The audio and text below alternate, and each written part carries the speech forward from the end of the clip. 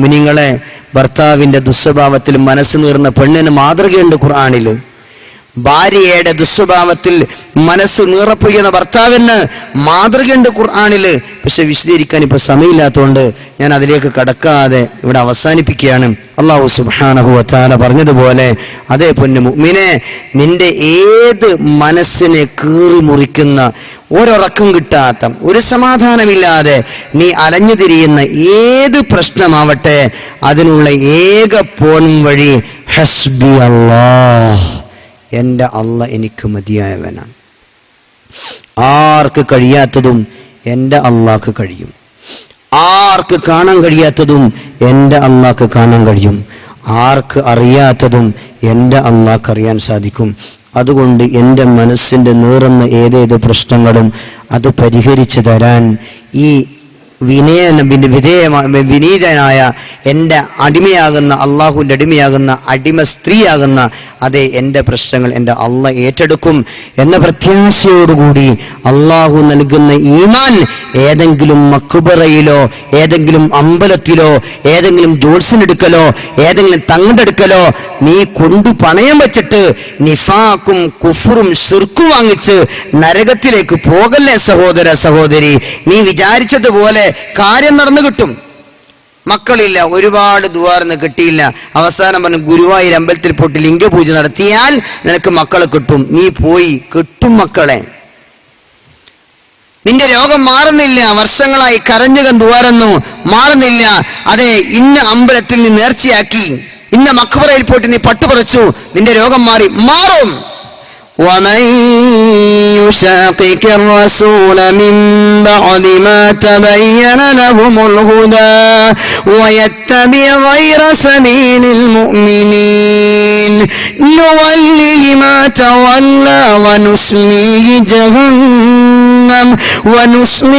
جهنم وساءت مصيرا ومن يشاقق الرسول ജീവിതത്തിൽ അനുഭവിക്കുന്ന ഏതേത് മേഖലകളാവട്ടെ, ദുഃഖമാവട്ടെ, വ്യസനമാവട്ടെ, പ്രയാസമാവട്ടെ, സന്തോഷമാവട്ടെ, ഏത് മേഖലകളാണെങ്കിലും ശരി, അള്ളാഹുവിന്റെ റസൂലിന്റെ സുന്നത്തിന് വിരുദ്ധമായിട്ട് അള്ളാഹുവിന് എതിര് കാണിച്ചുകൊണ്ട് ഭിന്നിച്ചുകൊണ്ട് ഇന്ന വിഷയത്തിന് ഇന്ന പോലെയാണ് പ്രവർത്തിക്കേണ്ടത്, ഇന്ന പ്രശ്നത്തിന് ഇന്ന പോലെയാണ് നീങ്ങേണ്ടത്, വ്യക്തമായി അള്ളാഹുവിന്റെ റസൂലിന്റെ അധ്യാപനം നിനക്കുണ്ടായിട്ട് ആ അധ്യാപനങ്ങൾ മാറ്റിവെച്ചിട്ട്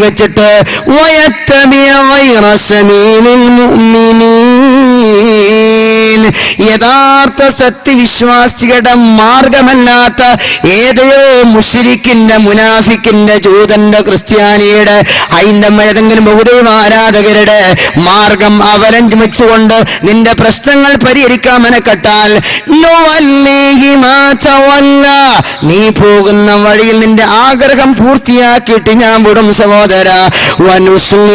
ജഹന്നം, നീ മരിച്ചിട്ട് നാളെ ആഖിറത്തിലേക്ക് വന്നാൽ നിനക്ക് സ്വർഗമല്ല, ഹബീബിന്റെ ശഫാഅത്തല്ല, ഹബീബിന്റെ തൃക്കൈന്ന ഹൗദുൽ കൗസറല്ല, നന്മ തിന്മ തൂക്കപ്പെടുമ്പോൾ നന്മയ്ക്ക് തൂക്കം കൂട്ടിക്കിട്ടലല്ല, സിറാത്ത് പാലം മിന്നൽ വേഗത്തിൽ കടക്കലല്ല,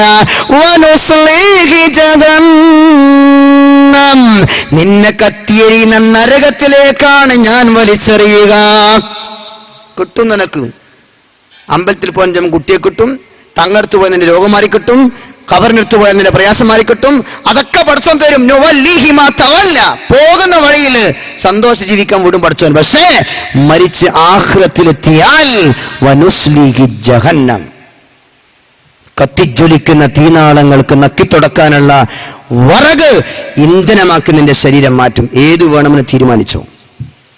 അള്ളാഹുവിന്റെ പരിശുദ്ധമായ ഖുർആനിലൂടെ, പ്രവാചകന്മാരുടെ ചരിത്രത്തിലൂടെ, പുണ്യവാളന്മാരുടെ ചരിത്രത്തിലൂടെ നമുക്ക് പഠിപ്പിച്ച ആ മാർഗം വിട്ടിട്ട് ശിർക്കിന്റെയും കുഫറിന്റെയും വഴിയിലൂടെ നീ സഞ്ചരിച്ചാൽ കാര്യം നേടിക്കിട്ടും.